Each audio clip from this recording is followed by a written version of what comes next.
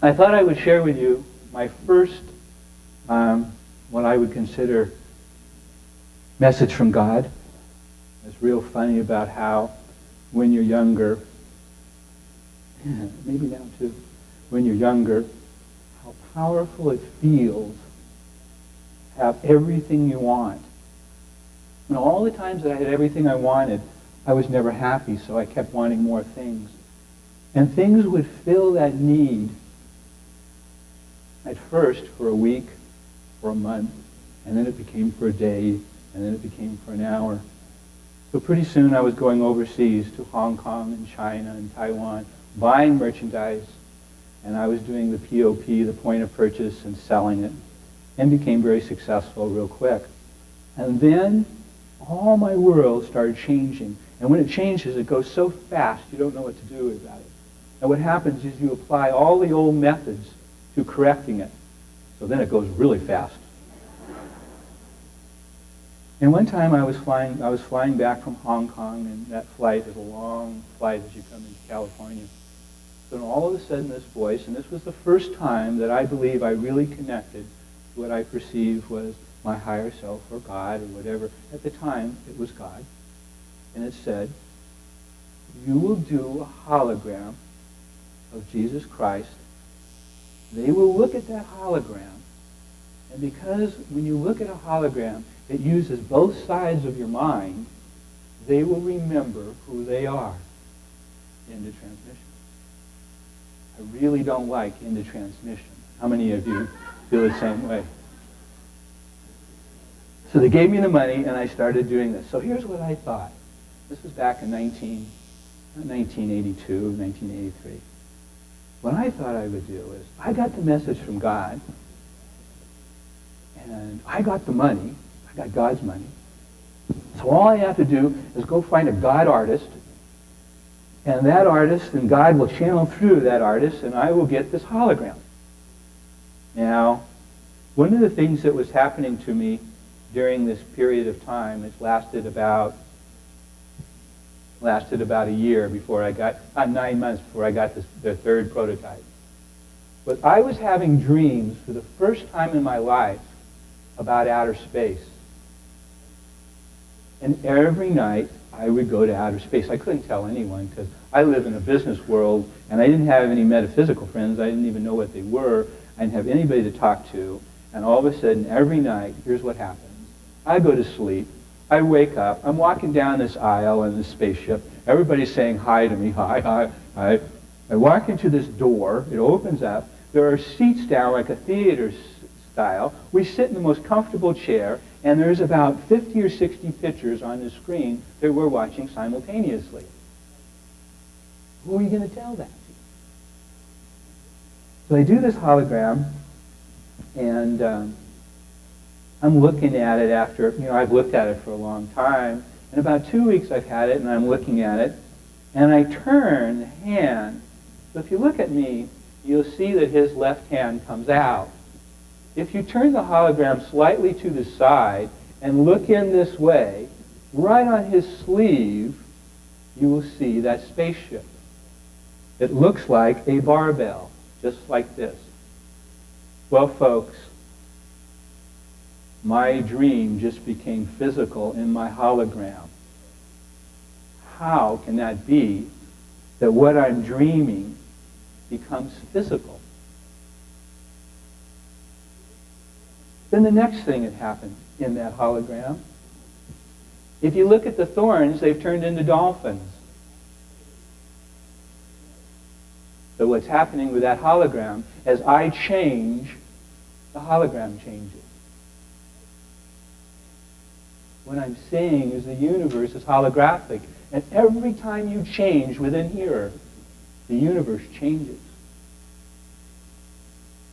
So let me give you what I believe we're here on earth to do. I believe we're here on earth to master all the conditions of unconditional love. And what would happen if you were to experience every single aspect of creation on earth? So I believe that each one of you have the most compassion for yourself based on all the experiences you've had. You have the most compassion for yourself and others based on your experiences. I believe you have the most judgment and charge based on things that you've never experienced or ever felt. So what would happen if we came here lifetime after lifetime to master all forms of creation, to where we could have compassion for all creators? If I ask you, what would you like to have most in a relationship? You'd say, I'd love to have somebody who would co-create with me. I didn't realize what I was doing as being a co-creator is judging another person's creation based on how I thought they should create. And I believe we're backwards. I believe we come in to be creators and then to be co-creators. So we've come in to create and experience all aspects of creation that we can do on earth, to master compassion for all creators, to move into being a creator to where we can co-create. What would you say if I said to you that I believe that you're using all of your energy to keep yourself from taking your power? All right. So right now, folks, we're going to do something, and you're going to be 1,000 times more powerful than you are a minute ago. Now remember, the next thought you have, you'll move to instantaneous creation. Be sure you're clear with all of your thoughts, because the next thought you have, your reality will physically change. And if you have any monsters in your mind, they're going to be very ugly sitting there looking at you in a moment. Instantaneous creation. Is that not where we're moving to? Wouldn't it be good to do this creating now where there's just a lapse in time between your thoughts and reality? I believe we're like this. We're these giant, amazing energy machines that are going, now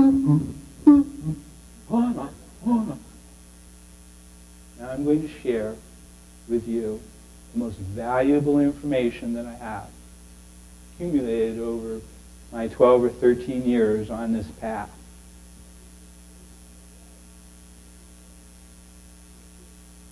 Apparently, we're creating our realities. That's what they say. It appears so, because every time you're having a thought, it's starting to show up at your door. It's starting to worry you a little bit. It's starting to call you on the phone. It's starting to go faster and faster. What would happen if every time a situation happened to you, that you could look at it and recognize that you created it? What would happen if you knew what your issues were, and every time a situation occurred, you realized, I just created that to attract to me somebody physically that would mirror my reality so I could understand myself a little bit better. And you said to yourself, oh, that's my issue of humility, or that's my issue of abandonment, or betrayal, or receiving. So I believe that each one of you probably have about 4 or 5 active issues that you're creating now. Anything that you created in the last week, look at it and you'll look at what the issue is. When you create it, you'll just step and you'll look at it and you'll go, subconscious, unconscious mind that is creating this reality, I know what that is. It's my issue of abandonment. And every time I become conscious of my subconscious creating reality, it shifts. Because maybe all we're supposed to do is recognize we're creators. It's fun. We're allowed to attract to us reflections of ourselves. We do that energetic without even thinking about it. Our subconscious mind will look out in this audience, and I will find somebody who will mirror exactly what I need to learn within myself. That's the reason you continue to attract the same things over and over to you. It isn't until you recognize what that issue is and understand that within yourself that it stops doing that. Can you imagine if we're using 90% of our energy to create these realities, if we became conscious of it, where would all that energy go to? creating what you want to create.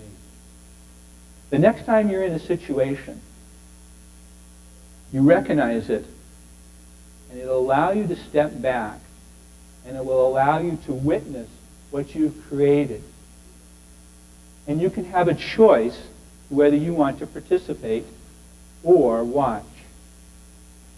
The watching part, I believe, is called unity consciousness, where you're observing a creation and having choices where you either want to participate or observe.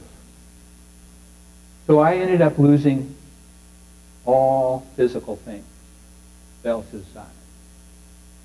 And then I ended up taking the weirdest path that I believe one can take spiritually.